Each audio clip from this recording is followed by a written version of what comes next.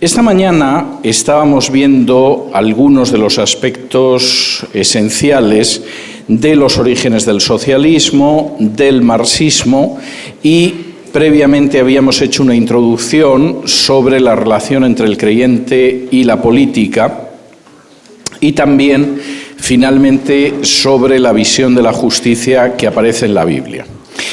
La pregunta que cabe plantearse es cómo en un momento determinado, y a ello me voy a dedicar esta tarde, la pregunta es cómo en un momento determinado el socialismo pasa de ser las teorías que expone un personaje que no trabajó en su vida y que se llamaba Karl Marx, que consiguió subsistir fundamentalmente viviendo a costa de un amigo que se llamaba Engels, que incluso cargó con uno de sus hijos bastardos y que realmente, por supuesto, no llegó nunca al poder. Marx es algo curioso porque algunas de sus profecías de llegada al poder y del estallido de la Revolución Mundial, vistas con perspectiva de tiempo, dan casi ternura por lo tremendamente fallidas que fueron. Hay un libro muy interesante de un antiguo comunista español que se llamaba Fernando Claudín, donde estudia la posición de Marx y de Engels antes de la Revolución de 1848,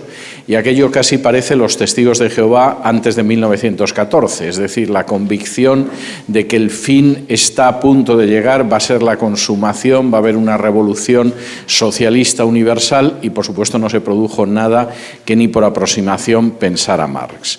Pero sin embargo, y esto es muy interesante, aproximadamente 60 años después se creaba el primer gobierno, el primer Estado socialista de la historia, y además lo hacía en un lugar que no tenía un especial desarrollo capitalista, en un país que todavía, aunque tenía un capitalismo en crecimiento y progresando, era fundamentalmente un país de mayoría campesina.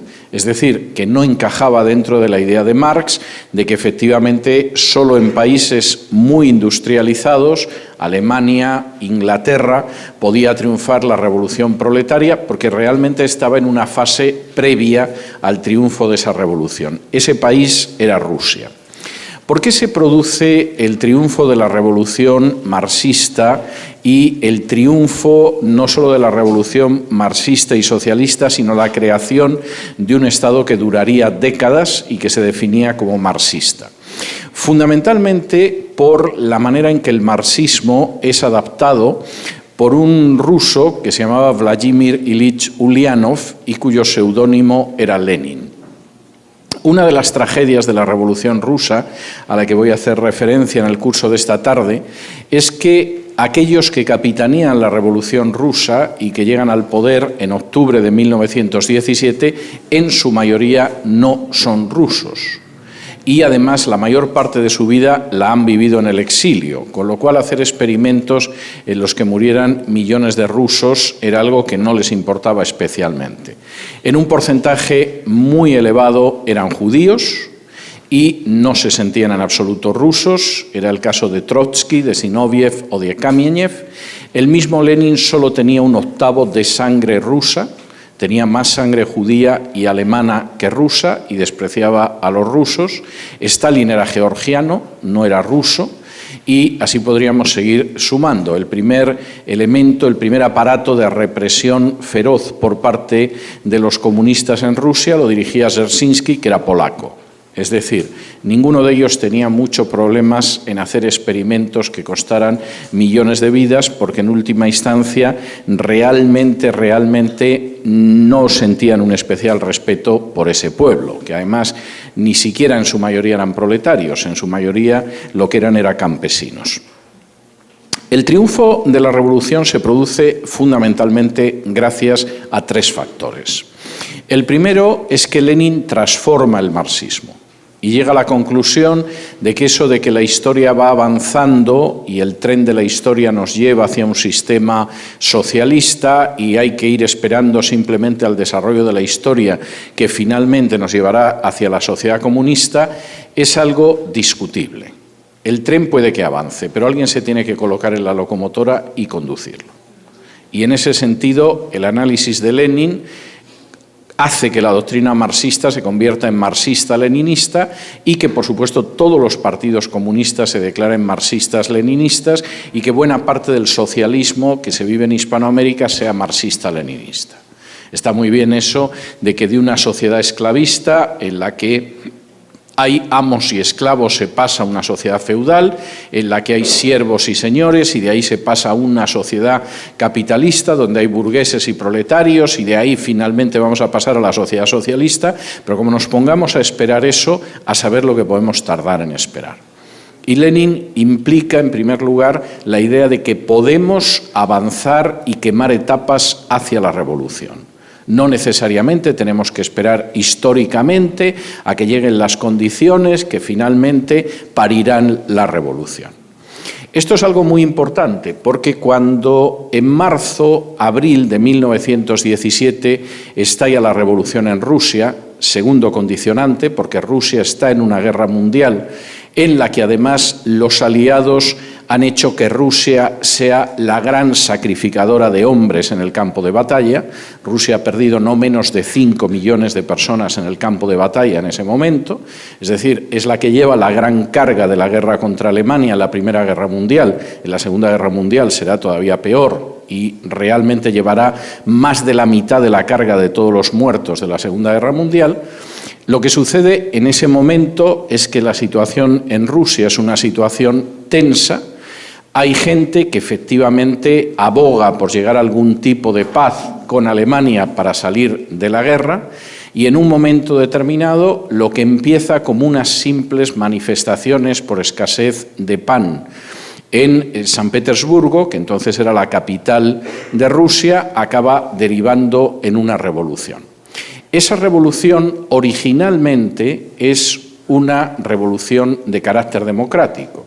Declara abolida la monarquía, anuncia que va a reunir una asamblea constituyente para que elabore una constitución y pretende ser democrática, desde la izquierda hasta la derecha.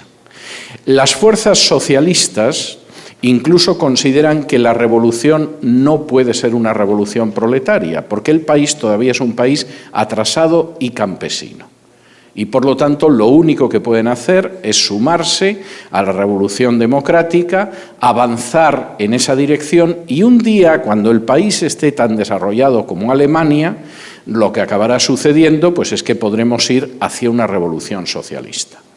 Todo eso cambia cuando en el mes de abril Lenin, que estaba exiliado en Suiza, recibe permiso del gobierno alemán para regresar a Rusia. Es más, el gobierno alemán decide que Lenin tiene que regresar a Rusia porque si regresa a Rusia seguro que va a hundir el frente ruso y Alemania va a dejar ese frente libre para poder lanzarse totalmente contra Francia e Inglaterra, a las que combatían el frente occidental.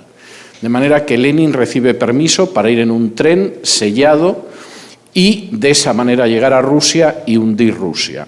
Cosa, insisto, que a Alemania le venía muy bien. Y cuando Lenin llega en abril, la revolución apenas tiene un mes de funcionamiento, Lenin informa a sus camaradas de que están equivocados en sus planteamientos. No tienen que esperar a que Rusia se convierta en un país avanzado, no tienen que esperar a que Rusia sea un país industrial, no tienen que esperar a que Rusia sea como Alemania. La revolución socialista se puede y tiene que provocarse en ese momento. Y, por supuesto, se pueden quemar etapas para llegar al poder socialista e implantar la dictadura del proletariado.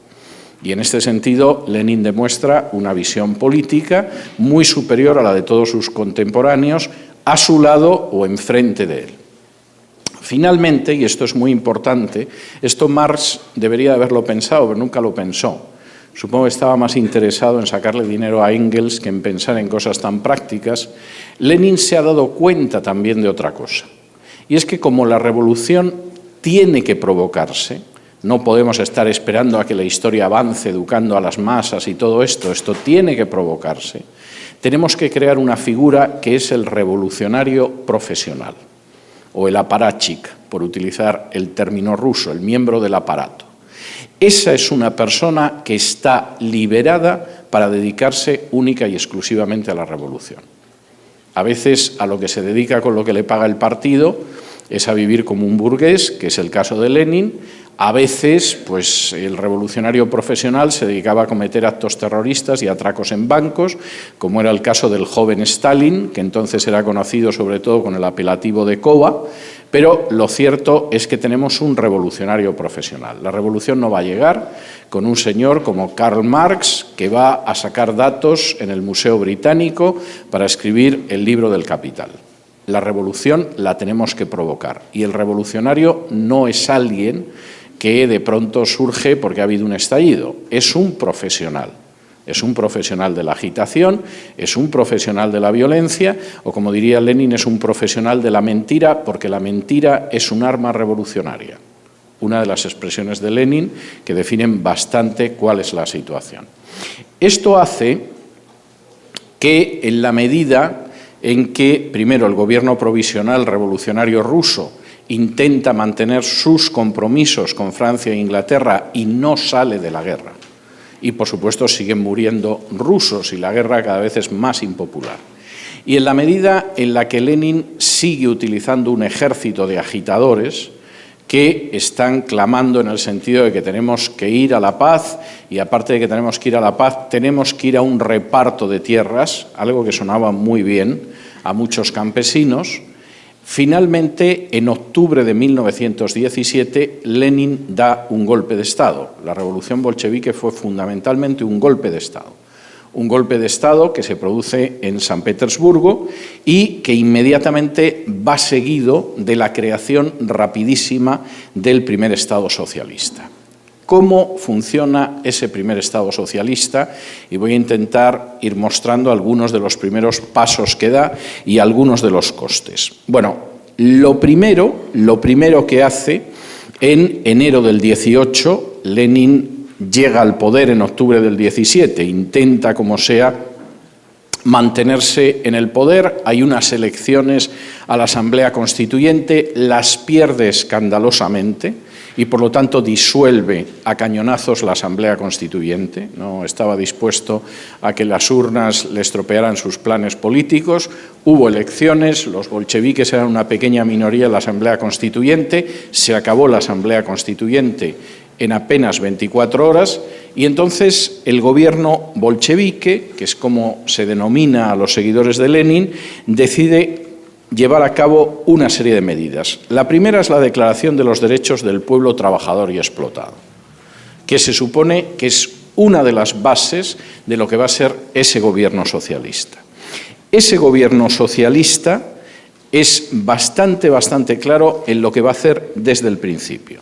Y en esa declaración, la tienen ustedes en su texto, pero les leo, dice: habiéndose señalado como misión esencial abolir toda explotación del hombre por el hombre, suprimir por completo la división de la sociedad en clases, sofocar de manera implacable la resistencia de los explotadores, instaurar una organización socialista de la sociedad y hacer triunfar el socialismo en todos los países, la Asamblea Constituyente decreta además, primero, queda abolida la propiedad privada de la tierra. Segundo, como a continuación se ratifica la ley soviética sobre el control obrero, de tal manera que las fábricas, talleres, minas, ferrocarriles y demás medios de producción y de transporte pasen por completo a ser propiedad del Estado obrero y campesino. Tercero, se ratifica el paso de todos los bancos a propiedad del Estado obrero y campesino. Y cuarto, se decreta el armamento de los trabajadores, la constitución de un ejército rojo socialista de obreros y campesinos y el desarme completo de las clases propietarias. Esos son todos los derechos. Es decir, los derechos es que vamos a implantar el socialismo, lo vamos a extender a otros países, por supuesto, ni la menor referencia a derechos elementales. La propiedad privada, por supuesto, pero tampoco la libertad de expresión, tampoco la participación política, tampoco la libertad de prensa, tampoco la libertad de culto, ni cosa parecida. En primer lugar, queda abolida la propiedad privada de la tierra, el Estado toma el control de la industria, los bancos pasan a ser propiedad del Estado y creamos un ejército rojo y desarmamos por completo a cualquiera que pueda tener algún tipo de propiedad. Es la conquista del aparato del Estado. El aparato del Estado, Lenin no era tan ingenuo, ni mucho menos, como para pensar que no iba a utilizar el terror. Y, de hecho, los socialistas rusos se habían planteado el uso del terror desde mucho antes de llegar al poder. En el año 1908, casi una década antes de llegar al poder, un amigo de Lenin, que se llamaba Adoratsky, mantiene con él una conversación en Ginebra y Adoratsky le dice, bueno, hay un problema, supongamos que llegamos al poder, pero la inmensa mayoría de la población de Rusia no está dispuesta a apoyarnos, aunque hayamos llegado al poder mediante una revolución. ¿Qué hacemos? Y Lenin le responde a Adoratsky, fusilar a todos los que se manifiesten contrarios a la revolución. Lo cual es una manera, desde luego hay que reconocer, expeditiva de enfrentarse con cualquier tipo de problema en ese sentido. Como Lenin inmediatamente empieza a poner en marcha el terror y, de hecho, primero lo hace de manera fáctica y después incluso crea un decreto para el terror rojo, denominado terror rojo, inmediatamente hay reacciones de los primeros aliados de Lenin en la revolución. Es decir, ¿de qué sirve que hayamos derribado el gobierno del zar, vayamos hacia el paraíso socialista si estamos fusilando en masa a la gente? Pero Lenin tenía muy claro que sin el uso masivo del terror no podían mantenerse en el poder. En una carta que escribe en junio del 18, Lenin lleva poco más de medio año en el poder, y que escribe a Zinoviev, le escribe lo siguiente. Compañero Zinoviev, no hemos sabido hasta el día de hoy en el Comité Central que en Petrogrado los obreros querían responder al asesinato de Volodarsky por medio de un terror de masas que vosotros, no vosotros personalmente, sino los chequistas de Petrogrado, habéis frenado. Protesto enérgicamente contra esa acción. Nos estamos comprometiendo al mismo tiempo que no dudamos en amenazar en nuestras resoluciones con golpear mediante el terror de masas a los diputados de los soviets. Cuando se trata de pasar a la acción, frenamos la iniciativa revolucionaria de las masas completamente fundada. Eso no puede ser. Los terroristas se van a pensar que estamos como cabras locas. Hay que fomentar la energía y el carácter masivo del terror contra los contrarrevolucionarios. Y Lenin se queja de que en algún momento, cuando algunas masas desatadas querían empezar a fusilar a la gente, los chequistas, que eran los miembros de la Cheka, el aparato represivo socialista, dijeran, bueno, tampoco podemos ir fusilando a todo el mundo. Y Lenin dice, no, no podemos contenerlos. Esto no puede ser. Nosotros aplicamos un terror de masas. La única manera de consolidarnos en el poder es precisamente la creación de un terror de masas. El 5 de septiembre de 1918, Lenin todavía no había cumplido un año desde la llegada al poder, en octubre del 18, promulga el decreto del Soviet de los Comisarios del Pueblo sobre el terror rojo. Ya no es que escriba cartas diciendo tenemos que aplicar el terror de masas, es que hay un texto legal que habla expresamente del terror. No tenemos otra manera de mantenernos en el poder que no sea por el terror. Y en ese decreto se menciona lo siguiente. Debemos, hablando de los enemigos de clase, debemos aislarlos en campos de concentración. Todas las personas relacionadas con organizaciones de guardias blancos, con conjuras o insurrecciones, deben ser fusiladas. Por último, resulta indispensable publicar los nombres de todos los fusilados y las causas de la aplicación de la medida que les atañe. Vamos a fusilar en masa, no hay manera de mantenerse en el poder. Y de hecho, y esto es bastante interesante, cuando un eserista, un socialista revolucionario, que era un partido que apoyó a los bolcheviques de Lenin al inicio de la revolución, le comenta que el número de fusilados es excesivo, seguramente hay que fusilar gente, pero no se puede fusilar de una manera tan masiva, Lenin en ese momento le da la siguiente respuesta. ¿Creéis realmente que podemos salir victoriosos sin utilizar el terror más despiadado? Y la respuesta, obviamente, era que, por supuesto, no. En otro texto de Lenin, una orden de Lenin del 8 de agosto del 18, vuelve a hacer una referencia al terror de masas y dice lo siguiente: es necesario organizar una guardia especial de hombres seleccionados de toda confianza para llevar a cabo una campaña de terror de masas contra los kulaks, el clero y la Guardia Blanca. Todos los sospechosos deben ser internados en un campo de concentración fuera de la ciudad. La expedición de castigo ha de partir inmediatamente. Nosotros primero encerramos en campos de concentración a todos los sospechosos y después fusilamos sin ningún tipo de contemplaciones a todos aquellos que consideramos que hay que exterminar. A esas alturas, Lenin había creado un organismo que se denominaba la ČK. ČK son las siglas en ruso de Comisión contra la Revolución, y al frente de la ČK había un personaje, un polaco, que se llamaba Dzerzhinsky. Dzerzhinsky, en agosto de 1917, se había encontrado con la pregunta de qué hacemos si en la correlación de fuerzas políticas, si en la relación de fuerzas políticas en Rusia, los bolcheviques nos encontramos en minoría. Esa era la pregunta que se hacían muchos bolcheviques, porque obviamente sabían que eran un pequeño grupo político, más pequeño que otros partidos políticos. Y, por supuesto, no tenían ningún peso, por ejemplo, entre los campesinos, que era la mayoría de la población. Y la pregunta es, ¿qué hacemos? Porque en la relación de fuerzas somos una minoría y no vamos a convertirnos en una mayoría. La respuesta de Dzerzhinsky, que se encargaría de la represión socialista, es muy clara. La correlación de fuerzas se puede variar sometiendo o exterminando a determinadas clases sociales. En otras palabras, si matamos a aquellos que nos desequilibran el número a la hora de obtener el poder, llegará un momento que, claro, que la mayoría, o porque se somete o porque hemos exterminado a algunos, efectivamente nos van a permitir ejercer el poder.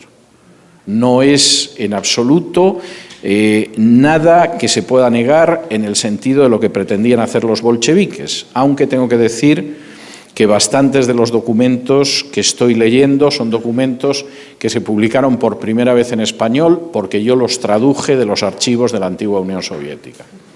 Y hasta que yo los traduje eran inéditos en español, pero son documentos que en estos momentos son accesibles desde hace años. En otra orden, de 11 de noviembre del 18, les podría leer docenas, pero esto es simplemente para que tengan una idea. Se produce la revuelta de 5 kulaks. La palabra kulak en ruso significa puño y es una palabra que se aplicaba a los campesinos de cierto buen pasar. Es decir, no eran grandes terratenientes, no eran millonarios, no era gente que tuviera miles de cabezas de ganado. El kulak a veces tenía 2 vacas y punto. Pero es verdad que el pedazo de tierra que cultivaba y las vacas que podía tener y si tenía alguna cabra era suyo. Y eso le convertía en un kulak. El padre de Trotsky hubiera encajado perfectamente como un kulak, por supuesto su hijo no lo fusiló. Pero en un momento determinado, en la localidad de Penza, hay 5 kulaks, 5 campesinos, un poquito menos miserables que el resto de campesinos, que se resisten al poder soviético, que se resisten al poder socialista. Y la instrucción de Lenin es la siguiente, se la leo.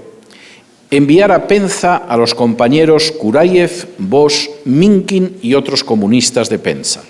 Compañeros, la revuelta de 5 kulaks debe ser reprimida sin compasión.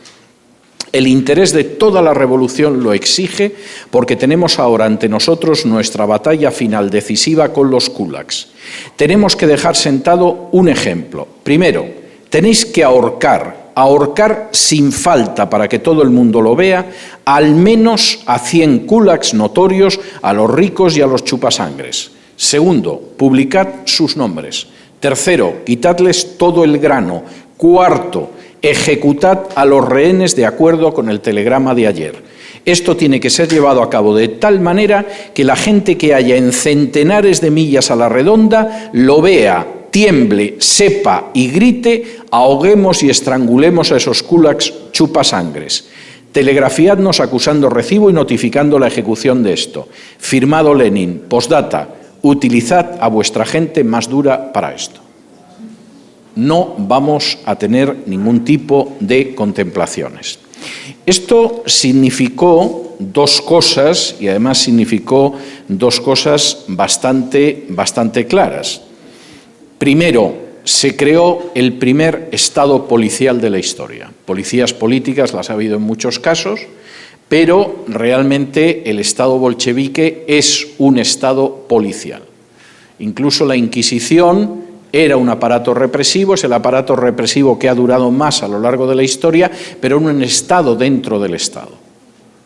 Estaba dentro del Estado, absorbía todo lo que podía del Estado, utilizaba mecanismos del Estado, no era el Estado. El socialismo en Rusia implica la creación de un Estado policial. Por primera vez en la historia se crea una red de campos de concentración. Generalmente, cuando uno oye la referencia a los campos de concentración, piensa en la Segunda Guerra Mundial, piensa en los nazis, piensa en los judíos. Los bolcheviques estaban utilizando campos de concentración más de 20 años antes de que Hitler abriera el primer campo de concentración. De hecho, los campos de concentración nazis fundamentalmente son una copia de los campos de concentración de la Unión Soviética. Tercero, también fueron los primeros que utilizaron el gas.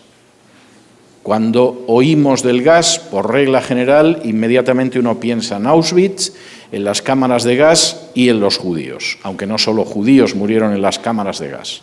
La primera utilización del gas para matar a la gente de manera masiva se produce por orden de Lenin a inicios de los años 20 para reprimir a los campesinos. Y el general Tukhachevsky utiliza masivamente el gas para matar a millares de campesinos y reducir la resistencia en el campo, en Rusia. Ni siquiera el camión de gas fue una creación de los nazis. Lo había inventado un judío socialista antes. Esto es una de las grandes ironías de la historia. Y efectivamente es terrible que un judío bolchevique inventara el camión de gas para matar a enemigos del pueblo y luego los nazis utilizaran un camión de gas para matar a millares de judíos. De manera que en ese sentido el primer Estado socialista verdaderamente se implantó con el terror en la idea de que efectivamente no había otra manera de implantarse. ¿Qué significó que Lenin finalmente se pudiera consolidar en el poder? La guerra civil rusa costó del orden de 1 millón de muertos en el campo de batalla. Aproximadamente unos 700.000 muertos del Ejército Rojo en el campo de batalla, unos 100.000 muertos del Ejército Blanco en el campo de batalla. Es decir, la victoria del Ejército Rojo fue muy costosa en relación con las pérdidas del ejército que tenían enfrente, por varias razones. El Ejército Blanco o los ejércitos blancos eran mucho más pequeños, hubo alguno que estaba formado solo por oficiales, y porque además en el Ejército Rojo se impuso una disciplina de hierro. Por ejemplo, por primera vez en la historia, los oficiales de unidades militares del Ejército Rojo tenían un dossier donde aparecían los datos de sus familiares. Si estos oficiales se retiraban en el campo de batalla, no solamente se les fusilaba a ellos, sino a sus familiares. Y por primera vez, por cierto, idea del judío Trotsky también. De manera que por primera vez en la historia, y esto es algo tremendo, por primera vez en la historia se tomó represalias sobre los familiares de oficiales del propio ejército. Y esto permitió implantar una enorme disciplina y permitió, por supuesto, que al final el Ejército Rojo se impusiera. Trotsky, que es el comisario del Ejército Rojo, el equivalente al ministro de Defensa hoy en día en el gobierno bolchevique, crea un tipo de unidad que no había existido jamás en la historia, que son las unidades de los que disparan sobre los propios soldados que se retiran. Si alguno de ustedes ha visto Enemigo a las puertas, ¿lo ha visto alguien? pues es una magnífica película, merece la pena verla. Enemigo a las puertas es la historia de un francotirador soviético en la batalla de Stalingrado, pero las primeras imágenes es el desembarco de soldados soviéticos en Stalingrado sin armamento, no tenían armamento. Iban corriendo y uno de cada 4 llevaba un fusil, de manera que cuando los alemanes mataban al que llevaba el fusil, el que iba detrás lo cogía, y así sucesivamente. Pero para evitar que retrocedieran, y es muy difícil no retroceder cuando tienes al mejor ejército del mundo enfrente disparándote y tú ni siquiera tienes un arma, había unidades del aparato represivo soviético, que ya no se llamaba CK, sino en KVD, que disparaban a los soldados que retrocedían. Y lo que aparece en ese momento en la película es totalmente cierto, aunque es algo que no se suele contar. El inventor de este tipo de represión en el ejército fue Trotsky en el Ejército Rojo. De tal manera que a pesar de la superioridad en armamento y la mayor unidad y que las fuerzas del Ejército Blanco eran menores, los bolcheviques tuvieron más de 7 veces las bajas mortales que tuvieron los ejércitos blancos. A esto hay que sumar 250.000 de campesinos que fueron ejecutados por los socialistas durante la Guerra Civil Rusa, porque era gente o que no estaba dispuesta a entregar trigo, o que no eran simpatizantes, o que eran los kulaks a los que menciona Lenin, que había que ahorcar y acabar con ellos y que se sepa en centenares de millas. Aparte de eso, otros 2 millones de personas más murieron en la Guerra Civil Rusa a consecuencia del hambre, del frío, de la enfermedad o del suicidio. Y se calcula que muy posiblemente el número de muertos en la Guerra Civil Rusa, cerca del 90%, fueron civiles y no combatientes. Uno supondría que después de la Guerra Civil, después de un baño de sangre tremendo, después de crear una red de campos de concentración que estuvo abierta hasta la caída de la Unión Soviética a inicios de los años 90, efectivamente empezó el paraíso socialista, pero no fue así. El problema es que a continuación lo que sucedió fue que la propiedad de la tierra de cultivo, pasó a ser administrada por el Estado. Se produjo la colectivización y lo que vino a continuación, como sucede siempre que se colectiviza la tierra, fue el hambre. En el periodo de colectivización de la tierra en Rusia murieron de hambre entre 10 y 20 millones de personas. Es una cifra verdaderamente pavorosa. Y no podía ser de otra manera, porque si efectivamente confiscabas todo el trigo y ni siquiera quedaba trigo para las siguientes siembras, y además cuando la gente intentaba huir de hambre de los campos, a tiros les obligabas a quedarse en los campos, lo único que podía suceder es que murieran de hambre. Los nacionalistas ucranianos insisten en que esto fue algo contra Ucrania por parte de los rusos y que fueron las únicas víctimas, pero eso es absolutamente mentira. Murieron millones de ucranianos, de rusos y de bielorrusos, precisamente en la zona del mundo que siempre se ha caracterizado por ser la mayor productora de trigo, por ser el granero de Europa. Y después de la muerte de Lenin y de la desaparición de no menos de 30 millones de personas durante ese tiempo, esa se supone que fue la etapa moderada de la Unión Soviética, vino Stalin. Stalin decidió que como la Unión Soviética era un Estado fundamentalmente campesino y además había que industrializar el país, estaba bien haber llegado al poder, pero al mismo tiempo que se llegaba al poder se suponía que había que ir hacia el desarrollo que prometía la sociedad socialista. Es más, la sociedad socialista supuestamente no tenía que estar muy lejos en el futuro. Se produjo una industrialización masiva a través de los planes quinquenales y una represión todavía más masiva. En el tiempo de gobierno de Stalin es muy posible que no murieran fusiladas o en los campos de concentración menos de 10 millones de personas más.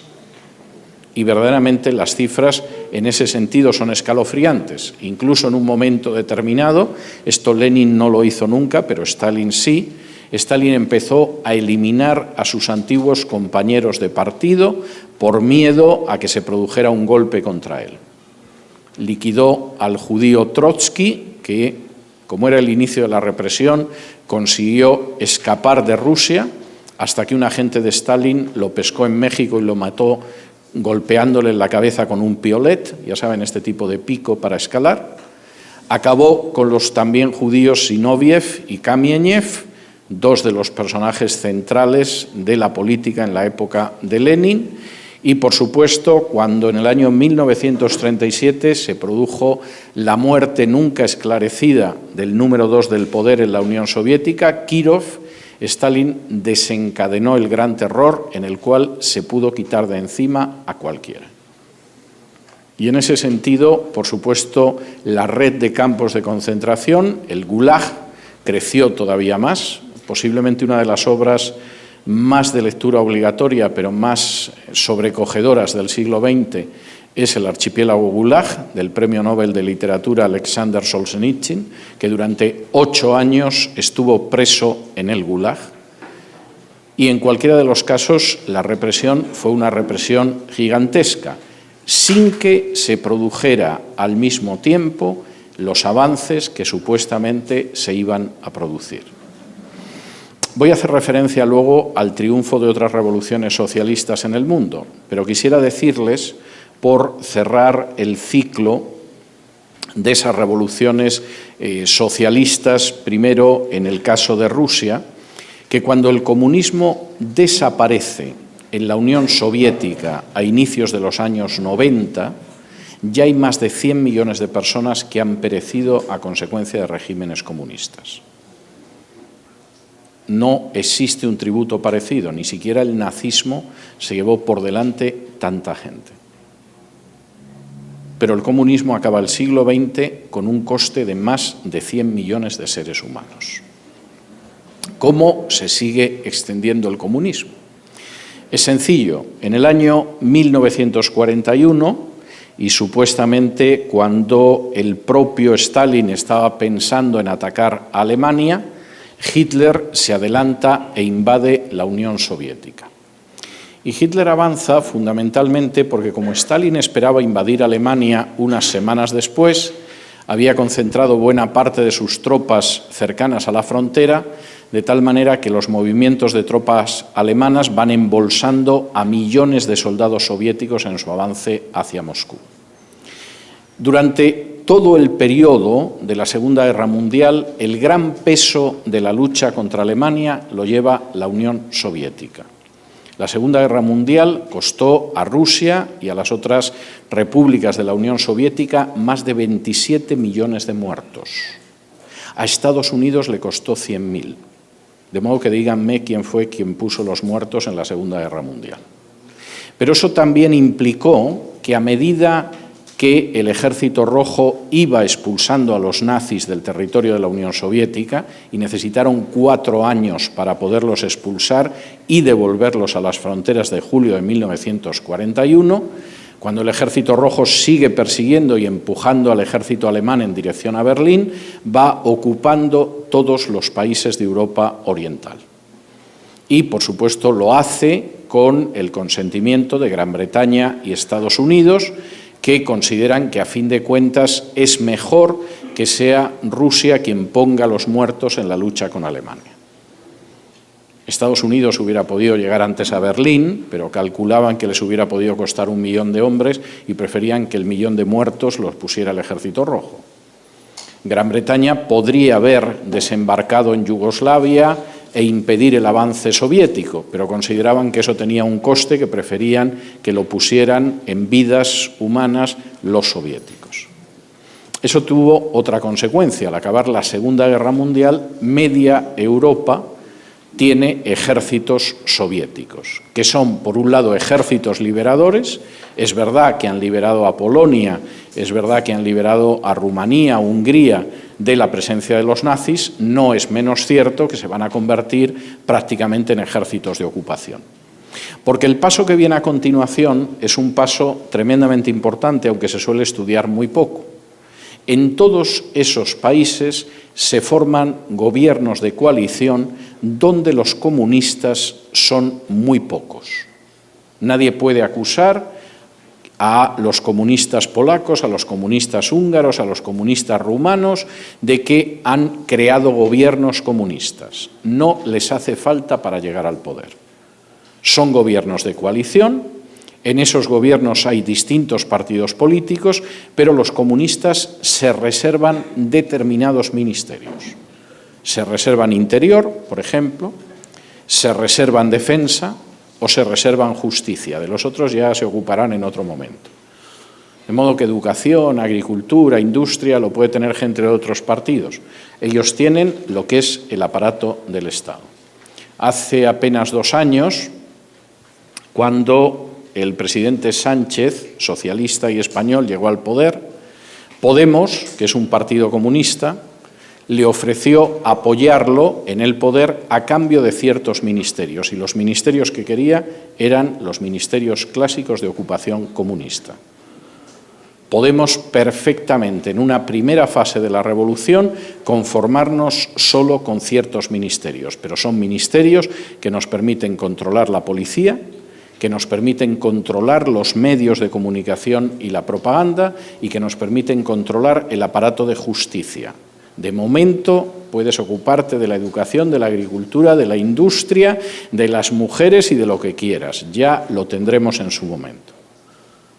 Y entre los años 45, 44, 45, que se produjo la liberación de los nazis en estos países, a los años 47, 48, esos gobiernos de coalición fueron dando lugar a dictaduras comunistas.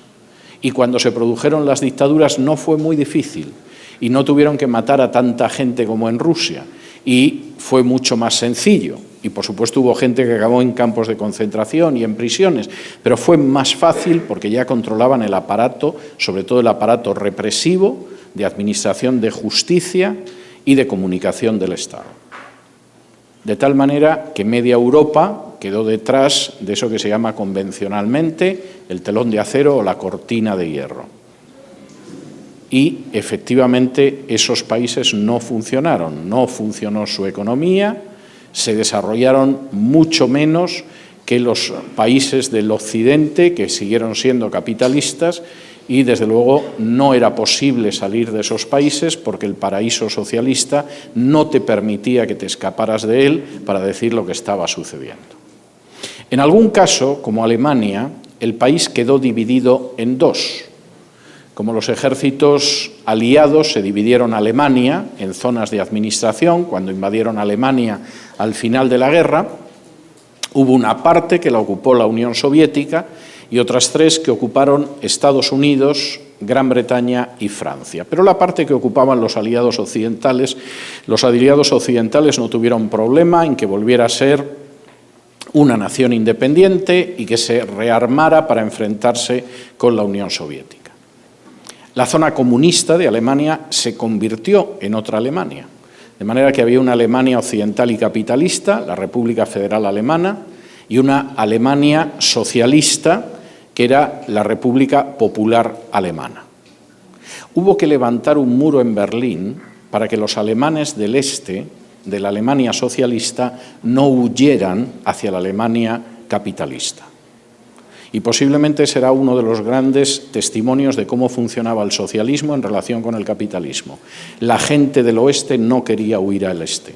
A la gente del este hubo que ponerles un muro con guardias y ametralladoras para evitar que siguieran saltando. Y por supuesto había gente que seguía hablando de los inmensos beneficios del sistema socialista, pero lo cierto es que del sistema socialista querían huir y pasar hacia el lado del infierno capitalista. Yo suelo mencionar a veces, cuando hay gente que habla de lo superior que es la cultura hispano-católica del centro y del sur de Hispanoamérica, recuerdo el ejemplo de Alemania.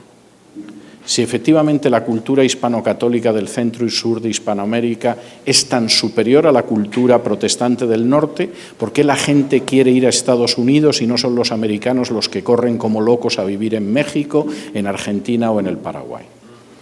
Es lo mismo que sucedía en el caso de Alemania, y era una muestra clarísima de que el paraíso socialista no era precisamente un paraíso. Pero mientras existió la Unión Soviética, la revolución se siguió extendiendo. Si en el año 46-47 media Europa era comunista, en el año 49 triunfó la revolución en China. El cuerpo me pide hablarles mucho de la revolución china, pero voy a ser compasivo y no lo voy a hacer, porque la revolución china en muchos aspectos fue una visión todavía más encarnizada de lo que fue el triunfo del socialismo en Rusia. China era muchísimo más campesina que Rusia.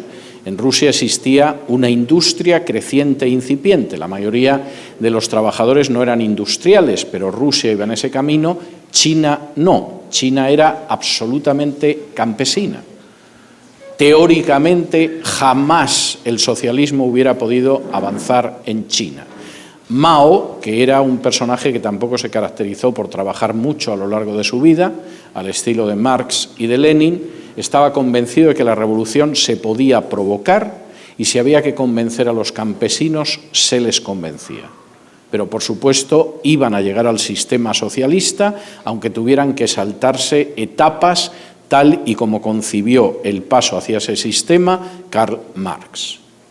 Y, por supuesto, en el salto de etapas, desde un país más atrasado que Rusia, hubo que matar a más millones de personas. A veces, las grandes matanzas en China fueron por el propio sistema socialista.